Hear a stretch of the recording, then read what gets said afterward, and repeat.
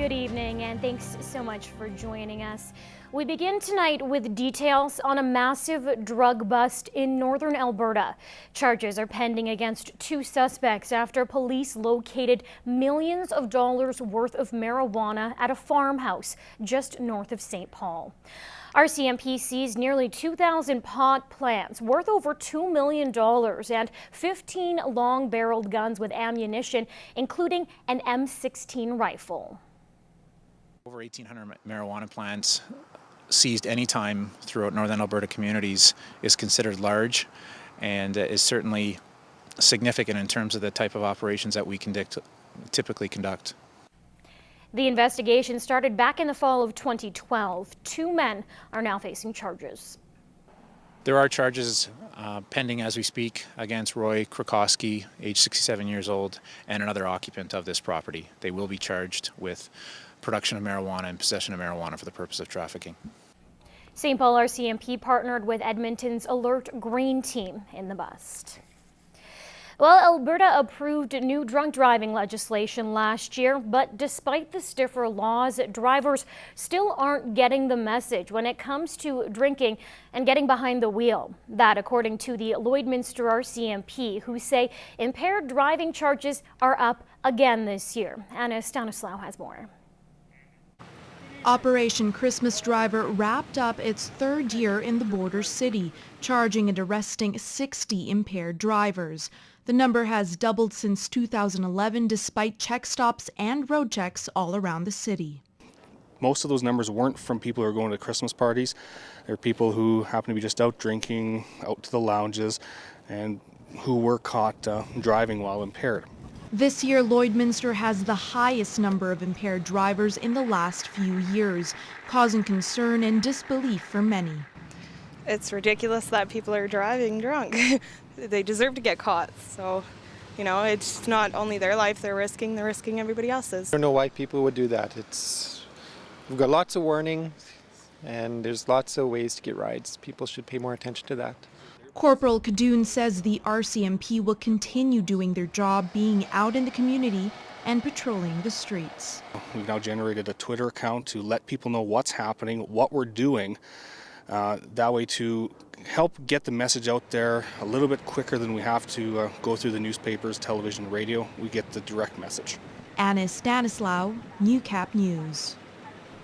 And Kitscoty RCMP are asking for your help finding the driver of a pickup who police say endangered the lives of school kids.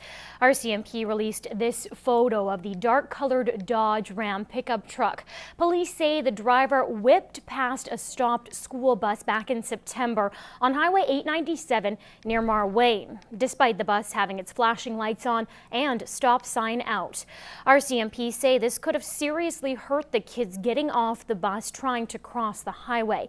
If you've seen this truck or have any information, you're asked to contact the Kitscoty RCMP or Crime Stoppers.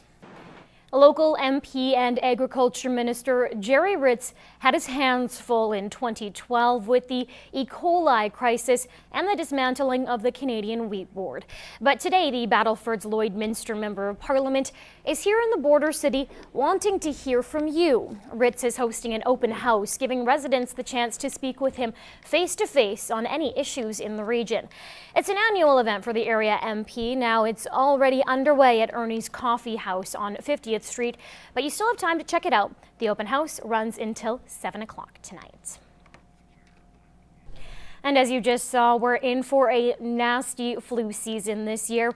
It is advised you get a flu shot, but some people are against the idea. In this week's Healthy Living, Nara Manisa takes a look at some of the popular myths surrounding flu shots.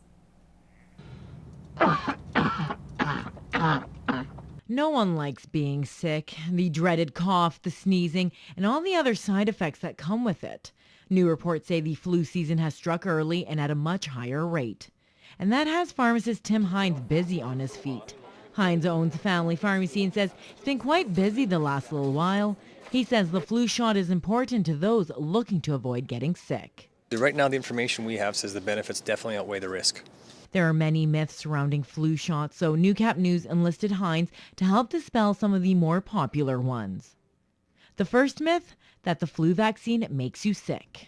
If it's the injectable, it's a dead vaccine. It cannot give you the flu. The nasal vaccine is actually a live, but it's a very weak live vaccine. So neither one can give you the flu. What happens sometimes is you get kind of a reaction from that, which can be headache, sore throat, which would seem like the flu, but wouldn't actually be the flu. Myth number 2, vaccines are dangerous. There are side effects with any vaccine or any injection.